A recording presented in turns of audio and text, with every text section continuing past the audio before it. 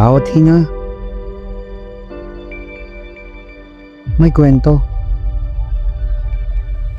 Sa bawat hakbang, may lakbay.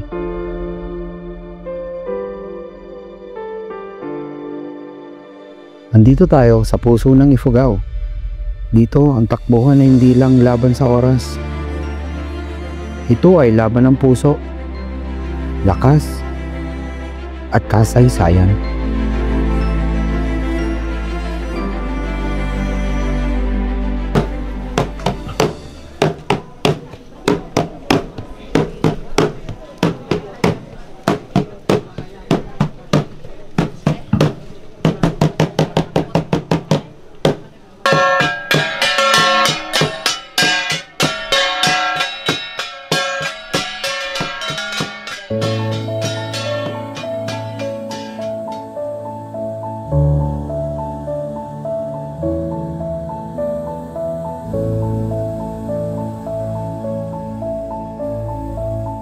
Bata pa ako, gusto ko nang makakita ng rice terraces.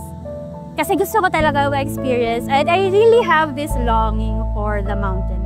Ituloy kong pangalan, Radyo Baate, Maria Fiona Ilagad. Sex bomb muffin ang screen name ko from Dasmariñas, Cavite. It was quite a route.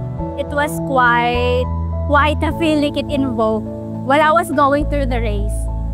Baka mag-ikwento ka na lang. It was a spiritual experience for me. Kasi feeling ko yung limit ko, na ano ko talaga siya. I went beyond my limits. Ifugao is amazing. I feel a little bit like it's a hidden gem. It's my first time here and I'm blown away. While I was out running, I was thinking I might come back to the Philippines just to do this race again. I'm Henry. I am from the USA, from Massachusetts, but I've been volunteering in Vigan City for the past year and a half in Ilocos Sur. There's a very unique culture out here in the mountains that you don't see as quite the same down in like the lowlands or in the coastal municipalities, and everyone's incredibly nice.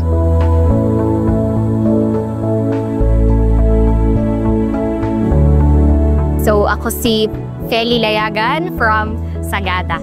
Sa office lang kasi ako. So I have to like maghanap ako ng ibang gagawin ko para lang hindi ako nakafocus just my work and then home, work, home. Ganun. So doon ko naging love ang running. Masyadong hindi pang running yung steep. May super steep part na siguro 1 kilometer na diretso talagang hagdan yan. Tapos mayroon ding diretso na pababa. Siguro yun yung thrill ng ano na to.